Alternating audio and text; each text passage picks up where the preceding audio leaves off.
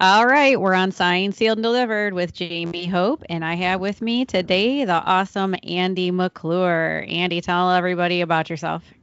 Um, I'm much taller in person than the picture on the screen shows. Usually starts well. Uh, my background is broadcast and ministry. Started in radio many years ago through college. Went into news talk radio and had the opportunity to cover the news on a wide breadth of life. And then the Lord called us into full time ministry back in the mid 1990s. And we had one child at the time. Now we have three daughters. They are all adults. The youngest is a high school teacher, basketball coach. Middle does some work for us through our nonprofit. She's also a travel agent and bodybuilder, which scares you when she's 5'2" and 108 pounds. And Sure. the main reason for us talking is because of our oldest child. Our oldest daughter, Whitney, is a graduate of Whitworth University in Spokane, Washington, with a degree in undergraduate degree in psychology, and then went back and attained her master's degree in elementary education. In between, my wife Carrie and I, we've been married a little over 31 years. It only seems like 360 months, but that's okay. Uh, and we started a nonprofit called Collegiate Crossing. Both of us had worked after I had left full time ministry, went to work for Habitat for Humanity. Carrie was working in the development office. I was running the restore. And she sat down with a 38-year-old mother with a 18-year-old daughter who was pregnant and came to the realization that this child, very articulate, bright, was going to have to quit her dreams to just Mm, take a job to support her and this new baby. And she was brokenhearted in the sense of how can we help kids in this situation or kids in general. hmm. So we work with a lot of low income first generational kids, helping Which them is admirable. yeah, thank you, to and advocate and help them learn how to weave their way through the admissions process, finding the right school fit for them, finding the finances for them so they can attain a degree that we And you guys sunk a lot of your own money into this. This was a personal endeavor where you guys, used funded it a lot with your own income, correct? initially, yes. Yes. And that's when I came along because we started in 2012. I came along in 2015, early 2015, to start raising money and holding events to make our mission known as to what we're doing. Mhm. And so that's what we do now. We're expanding all the time or into other avenues. It's not like we don't have clients. There's everybody out there is looking for help. Of And course. so we find a lot of kids through ministry families. We also do a lot with athletics. And our number one clientele is actually competitive cheerleaders because these are kids that want to go on and maybe cheer in college, but college cheerleading only offers maybe 1,000, 1,500, 2 grand a year. And when the Mm. nut you have to crack is 30 to 35,000, that's not a lot. Yeah, that's not at So all. my background, because of the broadcasting, I still deal with a whole lot in college athletics, not only here in Colorado, around the US, but also now the last several years around the Mhm. world, announcing events for the NCAA. So it opens doors for us to be able to share those things. And Whitney, our oldest daughter, as shared that what we're going to talk about is kind of focused on. Mhm. She and her husband moved back to Colorado 2 years ago. It was in February. He took a job locally with an aerospace engineering company that he had always wanted to work. So she came to work for us. Uh, the sad truth is, on August 20th of 2018, she stopped breathing in her sleep. And her, Unexpected. yeah, her husband woke up, very unnormal for him. He woke up, found that started CPR, called So paramedics. he just happened to wake up when this was starting. She didn't do anything that caused him to wake up. It was complete, like, just obviously maybe something woke him to alert him. Absolutely. Hmm. And so he called, and we got dressed, raced to the hospital, got there about 5:30 in the morning, waited till about 9 before we actually could go back and see her. And Oh, because of my geez. background in ministry, Hmm. for ordination, I had to, for my ordinating board, had to spend time in hospital chaplaincy. So I was serving the church and at a hospital for a year, a lot of long hours. And so Hmm. I knew what to expect to see. And sure enough, there she was. They were trying every single possible thing. And finally came up with one last idea around noon. And as they were getting ready to try, she flatlined. And Mm. the sad part for the family, or another sad part, is her little sister Haley, the bodybuilder that I mentioned that now works for us. She was the director of nutrition at that hospital, and which was funny because people used to ask, "So how does a bodybuilder get that kind of job?" I said, "Oh, she went to college. She got an Right, education, exactly. She's not and just a then pretty she went face. on Hmm. and attained other degrees and other certificates." And so she was literally walking down the hall with her husband, knowing that she was not in good shape. And that's when she passed. It was at Oh, 12:05. so you On, guys were all there. we were, and for Casey, our youngest, it was, oh, my screen just tilted. Oh, that's fine. I'll put it back up a little bit. Uh, Hmm. Casey was in the first week of her very first teaching job.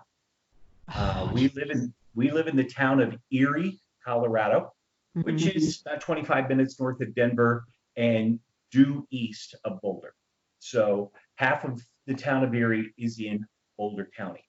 And she was teaching at a school in Erie, Erie High School, the only high school in the town, as a brand new first year history teacher.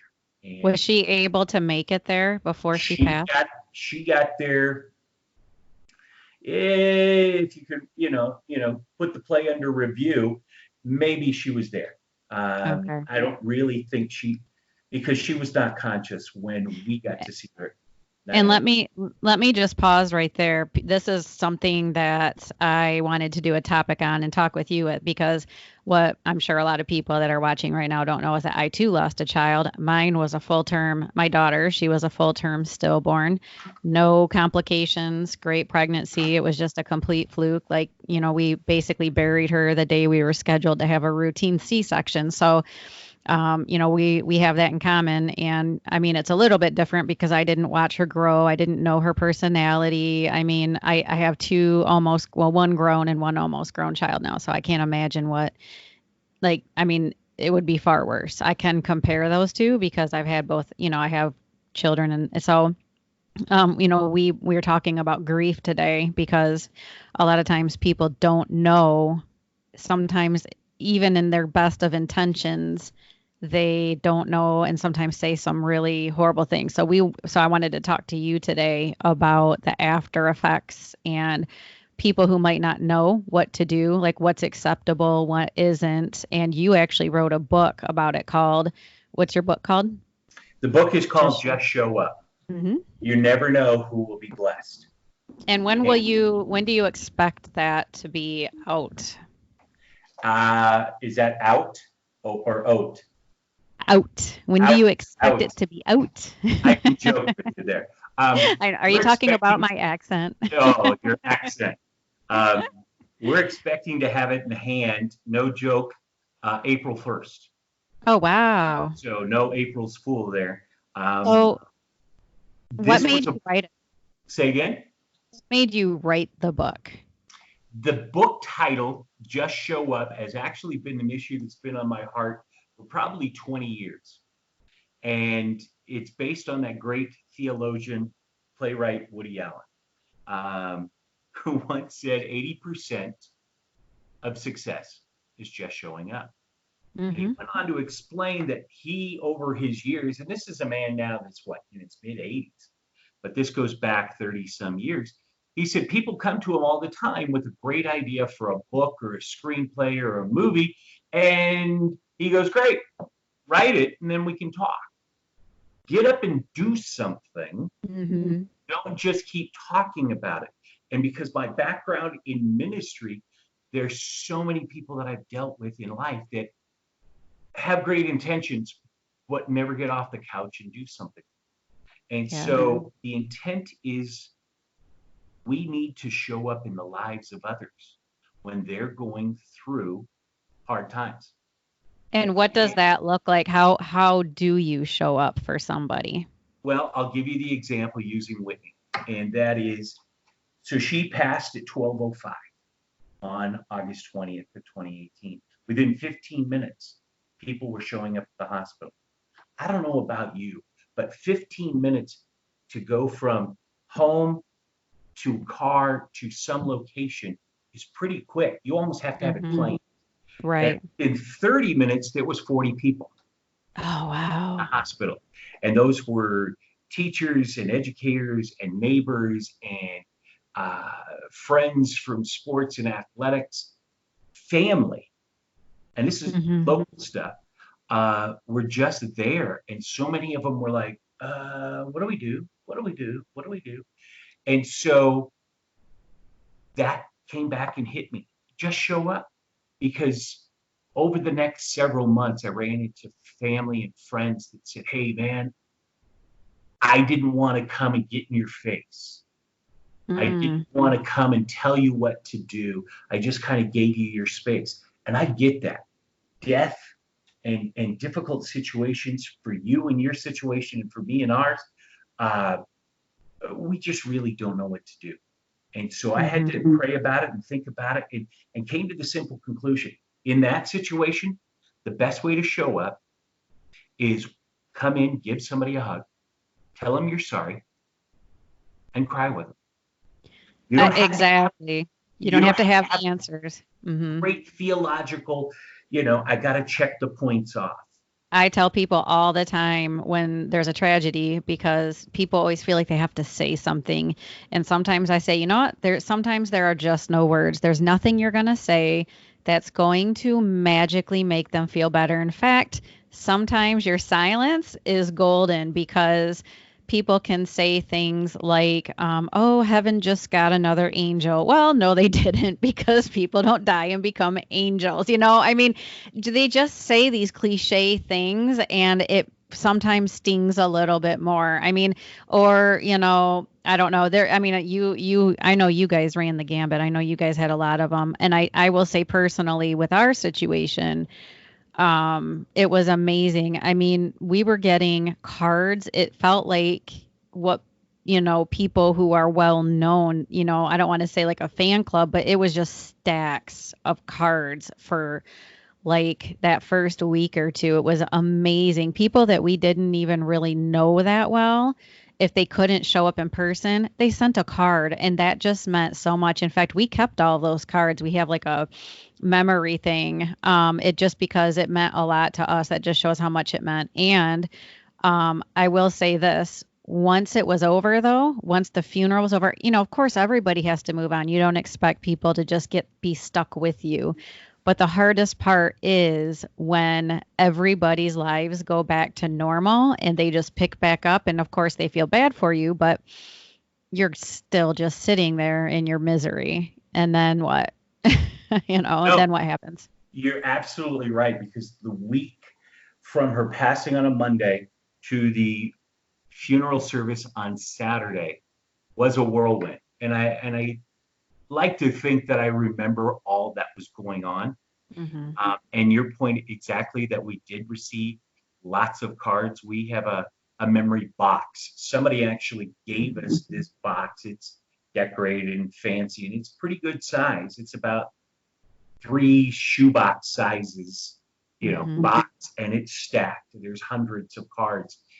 I got to believe we opened all of them and read them. And I know for Carrie, my wife, that there is uh, some time that she has looked at a few, but hasn't really delved back into that box, Hmm. even though it's been a year and a Still half, too painful. right? But to illustrate this just showing up issue is, like I said, people showed up at the hospital and then they showed up at the Mm-hmm. house. And until like 11 o'clock at night, they just kept coming.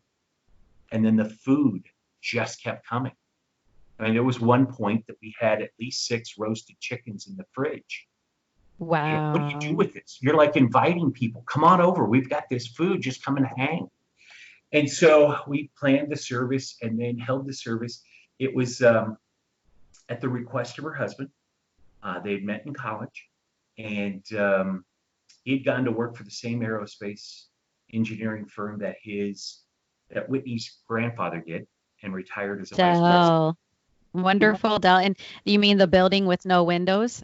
A building with no windows, and you can't. Oh, there's so many rules and regulations of what you can take there. Yes, and then one of my wife's brothers, so Whitney's uncle.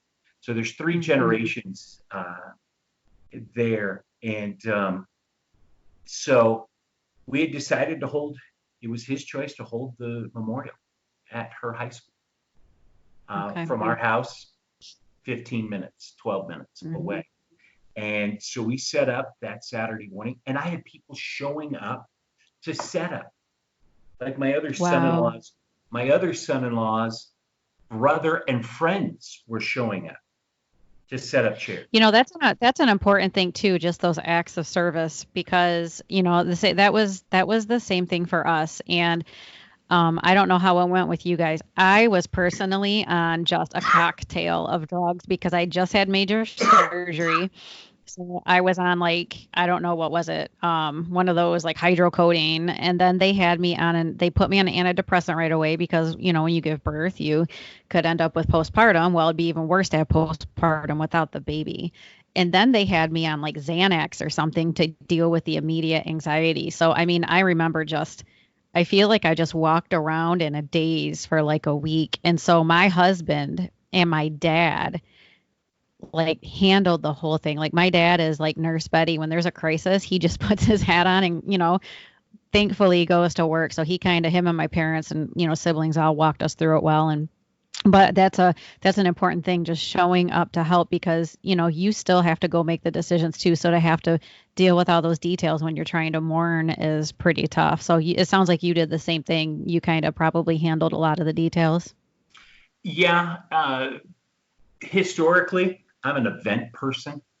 Mm-hmm. I mentioned some of the athletics, and last year, just to give an example, I worked between high school sports club, Mm-hmm. adult level, college level, and then the NCAA.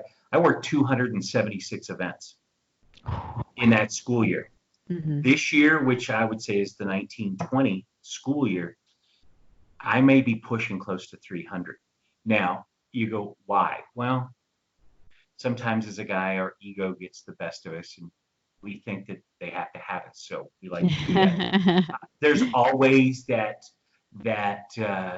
great issue of, well, you get paid to do it. So it Mm-hmm. financially helps because we run a nonprofit, and Sure. nonprofits kind of peak But and valley. it sounds like it's a gift of yours though. And I know obviously I know men tend to be more when tragedies happen like that, not always, but traditionally, I think from what I've seen in my family, you guys are the ones that kind of step up and shoulder the heaviness at the time. I'm assuming it sounds like that's what you did with the funeral and all of that.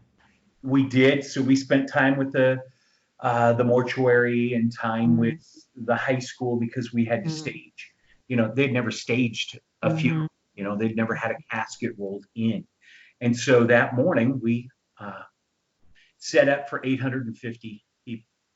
And by the end, we figure we had a little over 800 people show up Wow. at her funeral. And I stood there in line talking to people for hours. And the one group I will never forget was about 7 or 8 girls that she went to high school with. Mm-hmm. And one young lady, amazing family that lives in this area. Mom and dad I've known a long time. They're a unique family because in her graduating class, she and her 4 siblings, yes, they're quintuplets, Mm-hmm. 5 at Oh one my time. Yeah. gosh. Um, No, thank you. two of the 5 were there because a couple of them were out of state. Mm-hmm. Came and said something to me that just blew me away, and that was, Andy, we all had our friends in high school, and some of us were friendly Mm-hmm. with, several of these siblings' friends, and likewise over here. And one of the daughters looked at me, and I'd known them since they were like 9 years old, and said Whitney was the only one in our graduating class that all 5 of us were friends with. Oh, wow. And That I says was a like, lot. okay. But we ended up with people from out of state. We had like 7 or 8 states of people show up. We had people showing up that were her grandparents' friends. So they're in their mid 80s. Wow. I was blessed to have people that I've worked with in college athletics. I had a whole college basketball team show up. I had Mm-hmm. uh, NCAA officials show up, and their presence, as I said, you don't know what to say, give them a hug, tell them you're sorry, cry with them if you have to. Yep. Those that showed up from my house Absolutely. showed up and then started scrubbing our kitchen, started scrubbing our bathrooms, Wow. wanted to do laundry. It was almost to the Those point. are the things, you know what? Those are the things that people just don't realize. I mean, you're having people over constantly and from out of town. And let's wrap up this segment and then we're going to go on and we're going to talk about that more about how people showed up, how people should show up. And, we'll get into that in a little bit more detail. So if you're watching, pay attention for part 2. It'll be coming up shortly.